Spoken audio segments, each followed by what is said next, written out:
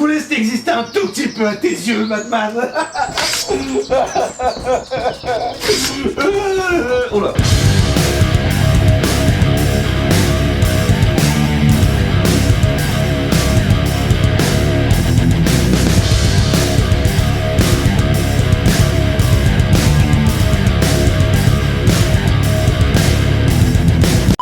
Salut tout le monde, bienvenue à la cave du Miss, j'espère que ça roule pour vous, moi ça va super. Aujourd'hui, je suis très content de vous avoir avec moi parce que je vais vous parler d'un petit coup de cœur qui m'a été envoyé gentiment en avance par Ankama. Merci pour ça. Bon, déjà il m'a envoyé un petit mail en me disant: Salut Mills, la pêche ou quoi? What's up guys?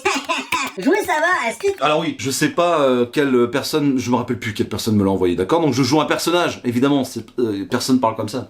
Donc voilà. Ouais, je voulais savoir du coup, est-ce que ça te dirait de lire une BD? Bah ouais, carrément, bah, j'aime bien faire ça, donc on a qu'à faire ça, ouais. Ok, super génial, lol. Mais ça parle de quoi ta BD? Mais en fait, ça parle d'intelligence artificielle. Stop!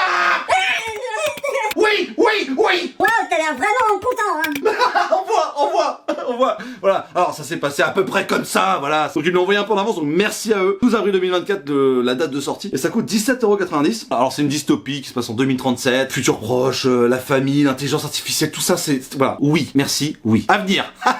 Avenir de Pierre Roland Saint-Dizier et de Pierre Benazek au scénario. Désolé pour le nom de famille. Et puis Elliot au dessin. Donc bravo, vous êtes un très beau trouble, ça se dit pas trop. Un très beau trio, à n'en nul douter, un très beau trio artistique. Et j'ai réussi à dire cette phrase qui n'est quand même pas simple à balancer. De quoi ça parle, vous me direz? Je vais lire la quatrième de couverture parce que c'est pas hyper simple, on en parle juste après. Dans un futur proche, l'intelligence artificielle est utilisée pour définir les prédispositions des enfants. Ce procédé, mis au point par l'Institut Centre Avenir, détermine la voie professionnelle à suivre, ne laissant aucune place aux aspirations personnelles. Quand le jeune Matt est soumis au test, le constat est sans appel, c'est un potentiel fauteur de troubles qui doit être placé dans un centre spécialisé. Sa famille va alors tout tenter pour le soustraire à cet avenir funeste, mais la liberté a un prix qu'elle n'est peut-être pas prête à payer. Alors, c'est un tout petit peu plus compliqué que ça déjà. L'objet livre est très beau, hein, pour moins de 18 €. Je crois que ça fait 88 pages, un truc comme ça. La plupart du temps, c'est avec Ankama, il n'y a pas grand chose à dire. On va suivre donc effectivement ce petit Matt.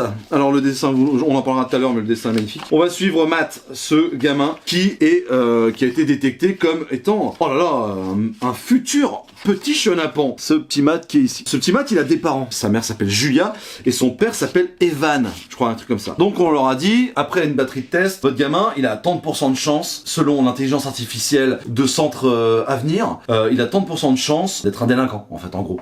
Donc on va l'amener dans un truc spécialisé. Le père, il dit, bon bah si l'intelligence artificielle binaire 1-0-1-1-1-0-1-0 a dit que oui, c'est oui, que forcément il se trompe jamais, il y a 99,9% de chances qu'il se trompe pas, donc autant l'amener là-dedans, et puis du coup, bah voilà, il va suivre son cursus et devenir exactement ce à quoi on l'a prédéfini pour l'avenir, quoi. Évidemment, sa femme, elle est pas d'accord, elle lui dit, mais non, mais attends, d'accord, je veux qu'il soit libre, mon fils, quoi. Il y a un moment, c'est pas normal.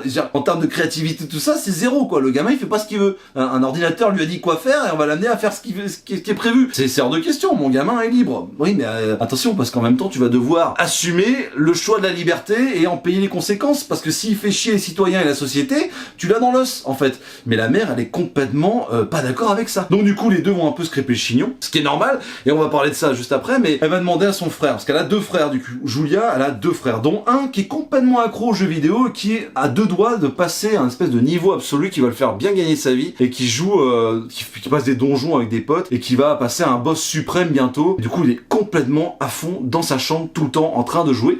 Bon, y'a un mec de la red team au middle là, tu stuck? Bien joué, vas-y, c'est bon, on fry. Ouais, on se rate dans le bac, ça marche. Attendez.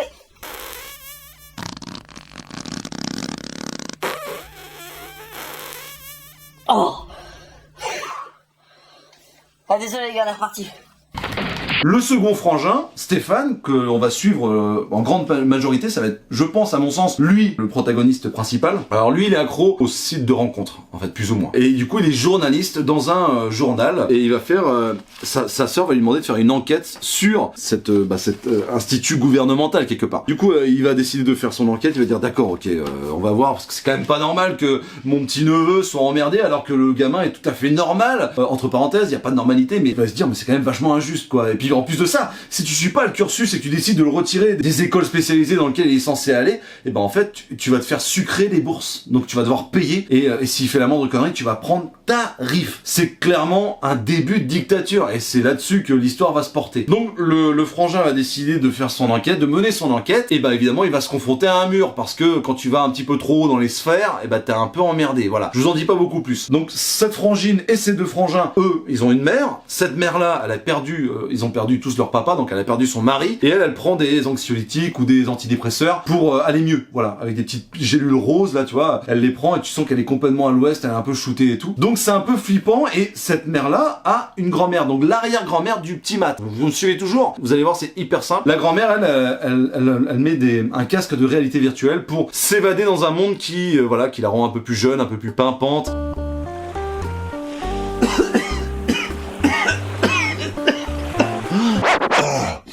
Ça, mon chou? Voilà, elle va revivre une vie où elle est vraiment très nostalgique de sa vie d'avant. Alors vous vous dites, putain, il y a eu beaucoup de protagonistes, c'est un peu un bordel, parce que là, je me suis rendu compte que c'était toutes les personnes un petit peu déviantes, hein, sur ce mur de la normalité, entre parenthèses. Bah, moi, je me situe un petit peu là aussi, hein, dans le rouge, hein, je pense. Du coup, on va suivre cette famille-là. Le scénario, écrit à 2 cerveaux, à 4 mains, est d'une efficacité sans nom. Ça fait 88 pages. On pourrait lui reprocher d'être un peu court, tellement c'est efficace. Tu captes tout de suite. La caractérisation des personnages est dingue. La relation entre chaque personnage est claire. Tu comprends que cette famille-là, un tel aime bien lui, un tel a du mal avec lui, un tel, il y a un truc qui a pas été dit entre eux. Franchement, c'est un cas d'école, à mon sens. Vraiment, c'est un cas d'école. Comment ça peut être aussi fluide, alors que quand je viens de vous expliquer le truc, j'étais à 2 doigts de me perdre, en fait.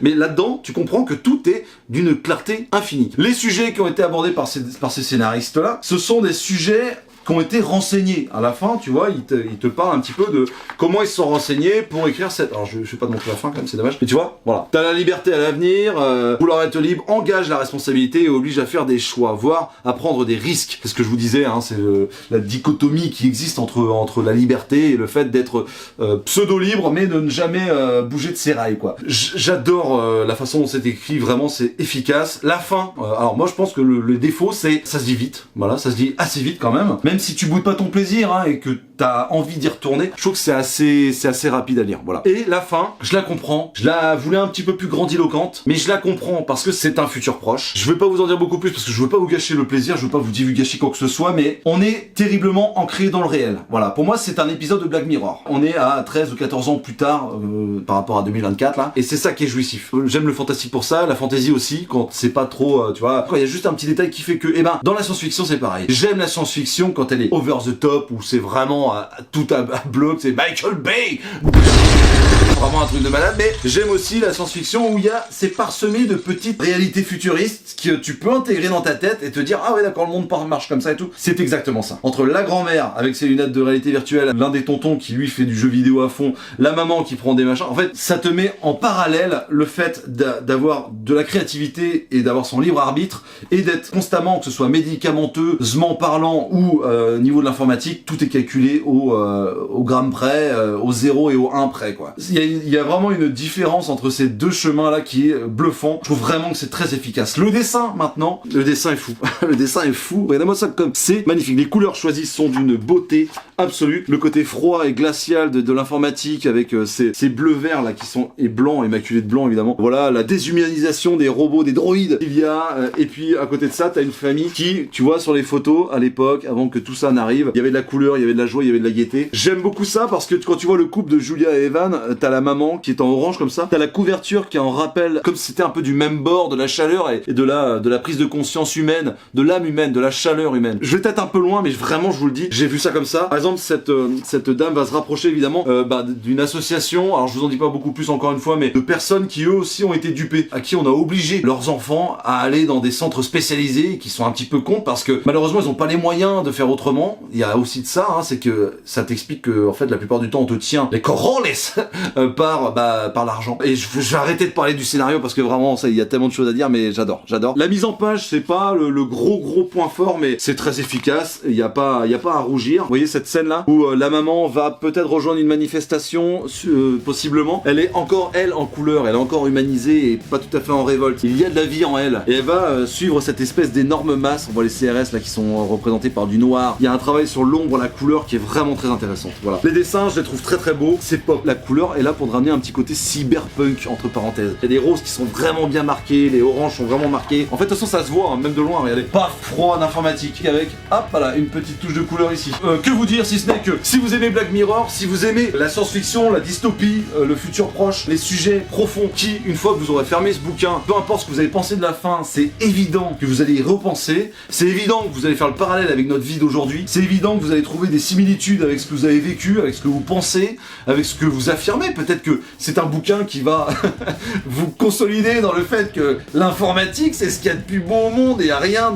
qui dépasse, tu vois, c'est parfait. Il n'y a pas de possibilité d'erreur humaine et c'est comme ça que ça devrait se passer. Bon, bah dans ce cas-là, ça sera presque une bible pour vous, mais moi je suis plutôt dans le côté humain et dans le côté sentiment et relation et chaleur. Et vraiment, moi ça m'a carrément plu. C'est un livre que je vais prêter, c'est un livre que je vais acheter, que je vais offrir. C'est un livre qui vraiment vaut le coup.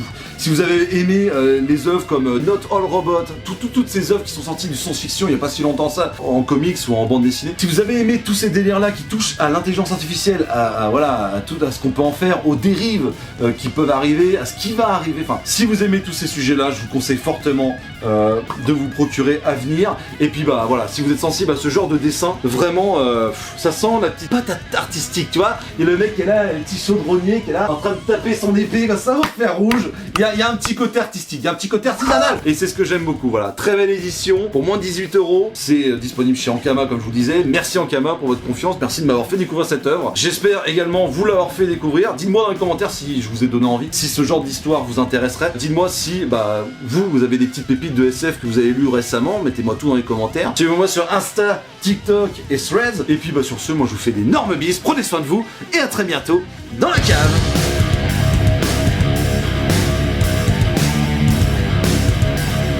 Batman, non, reste avec moi mec, je voulais pas, je te jure. Oh putain. Ça veut rien dire.